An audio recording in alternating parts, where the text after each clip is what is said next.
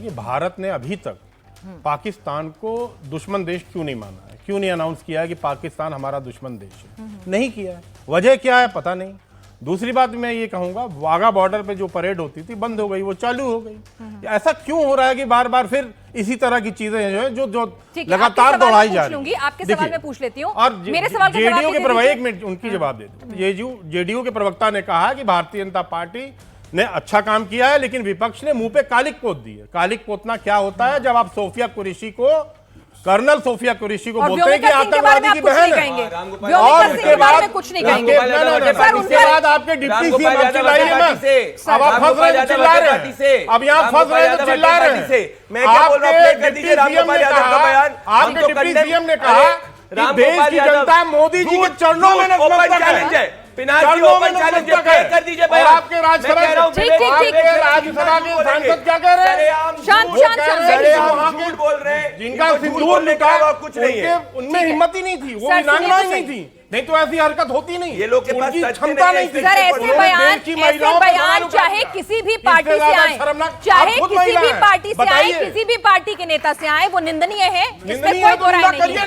निंदा कर रहे हैं सर? नहीं, बिल्कुल नहीं करते सर। वो सवाल उठाए हैं सर, सिटीपिटी क्यों सर? कोई सिटीपिटी गुम नहीं हुई, उन सवालों पे पूरा निंदनीय है, क्यों रखा गया निंदनीय है सर, निंदनीय है सर। रामगोपाल यादव को हटाया, रामगोपाल यादव को पार्टी से हटाया। अगर एक गलत है तो आप भी गलती करोगे, एक गलत है तो आप भी गलती करोगे। आर्मी को था, आजम खान को पार्टी से हटाया। चलिए ठीक है ठीक है ठीक है ठीक है ठीक है, रामगोपाल यादव को पार्टी से हटाया। ठीक है ठीक है ठीक है। एक प्रदीप जी ऑडियंस का सवाल है, अब शांति शांति, ऑडियंस का सवाल सुनिए जरा।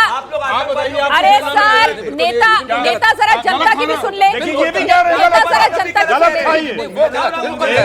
सवाल है। आतंकवादी बताएंगे। मेरा कांग्रेस प्रवक्ता से सवाल है, जब देश युद्ध के माहौल में हो, ऐसे माहौल में राफेल का मजाक उड़ाना, ऐसे बयान देना जिससे दुश्मन देश को फायदा होता हो, अपने देश और अपनी सेना का मोरल डाउन करना हो, क्या ये सही है?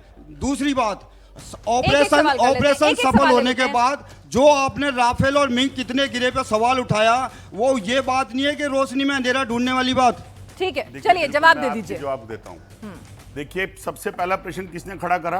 पीयूष गोयल जी ने। क्या करा? जब 5 आतंकवादी आपके और हमारे 28 परिवार की उन महिलाओं के सुहाग को, सिंदूर को निरस्त करके चले गए, तो उन्होंने क्या कहा? 145 करोड़ जनमानस को जब तक राष्ट्रवाद और राष्ट्रभक्ति नहीं आएगी तब तक ये नहीं आएगा। तो ये किसने कहा था? पीयूष गोयल ने।